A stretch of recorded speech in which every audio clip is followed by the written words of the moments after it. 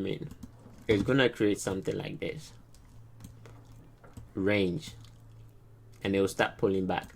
This is what the range is. So you can make your life easier by trading. We call it we call it trading inside the range. Okay, trade within just this range.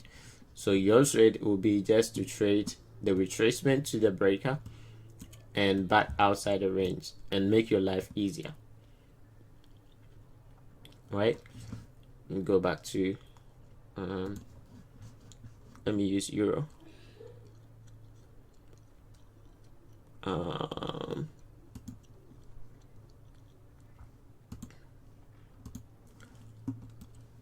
I think it's gonna come for this low. Okay, let's go to the H1. This low to this high. Okay, that's a range.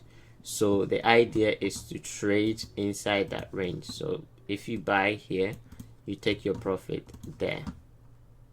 This is how you can trade it on any time frame. All right, this is how you can trade it on any time frame. So if you see it on a 5 minutes chart, I drop down to the 1 minute and I take this trade.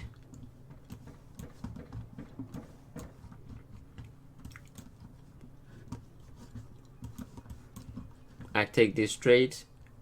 The trade ends here. Once this low has been taken, that's it. That's the end of the trade. That's you trading inside the range. Once the range comes, the price comes outside the range, we've come for what? External range liquidity. You're done. Okay, so that's how you can trade it in the lower time frame. So if you want to trade in the lower time frame, yes you can, but don't look for 300 400 pips like we do. Don't look for that. Just trade from the range inside to the outside, internal range liquidity to external range liquidity. That's it.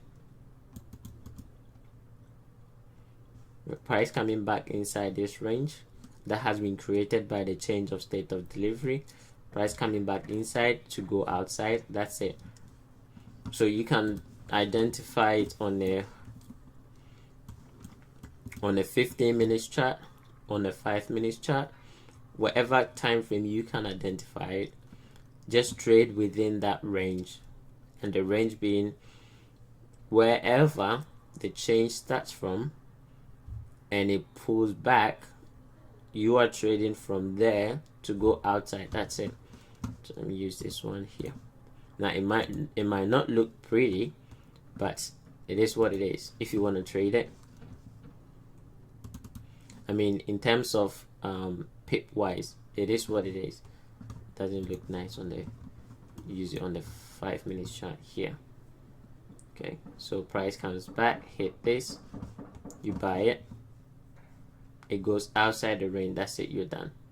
So you'll be looking for price to go up here, and you're done. It doesn't look a lot, but it's a kind of a easy low hanging fruit. This price coming back up here is easy. It's gonna do it like that. We call it low hanging fruit. You get that? If you want to go for more, then obviously use the bigger time frame.